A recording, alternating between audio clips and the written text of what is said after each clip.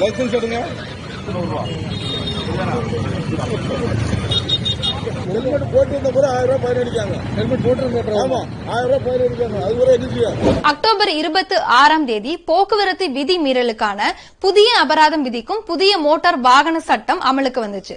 இன்றைக்கு வரைக்கும் நம்மள பல பேருக்கு அதை பற்றிய விழிப்புணர்வு இல்லாம இருக்கு. அதற்கான வீடியோ தான் இது.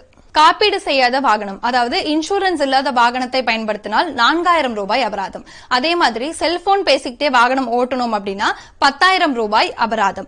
வாகன பந்தயம், ரேசிங் இது மாதிரி விஷயங்கள் பண்ணணும் அப்படின்னா 10,000 ரூபாய் அபராதம்.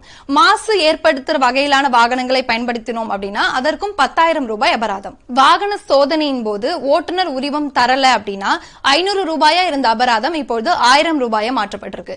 அதே மாதிரி உங்களோட லைசன்ஸை நீங்க ரெனிவல் பண்ணல, அதாவது புதுப்பிக்கல அப்படின்னாலும் அதற்கான அபராதம் 500 ரூபாயிலிருந்து 1000 ரூபாயாக மாற்றப்பட்டிருக்கு.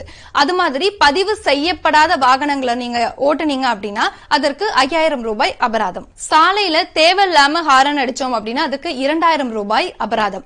அதே மாதிரி தீயணைப்பு வாகனங்கள், ஆம்புலன்ஸ் இதற்கெல்லாம் வழிவிடல அப்படின்னாலோ இல்ல அவங்களை டிஸ்டர்ப் பண்ற மாதிரியான செயல்களில் ஈடுபட்டாலோ 10,000 ரூபாய் அபராதம். இருசக்கர வாகனத்துல போறப்போ முன்னாடி இருக்கிறவங்களும் பின்னாடி உட்கார்ந்து செல்பவர்களும் கண்டிப்பா ஹெல்மெட் அணிஞ்சு போகணும். அப்படி இல்ல அப்படின்னா 2 பேருக்கும் தனித்தனியா 500 ரூபாய் அபராதம் விதிக்கப்படும்.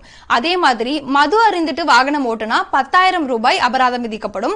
இந்த இடத்துல மது அருந்துறவங்க கூட பின்னாடி உட்கார்ந்து போனாலும் அவங்களுக்கும் சேர்த்து அபராதம் விதிக்கப்படும். இருசக்கர வாகனத்துல 2 பேருக்கு மேல், அதாவது ட்ரிபிள்ஸ் இது மாதிரி போனா 1000 ரூபாய் அபராதம். சீட் பெல்ட் அணியாம கார் ஓட்டினா 1000 ரூபாய் அபராதம்.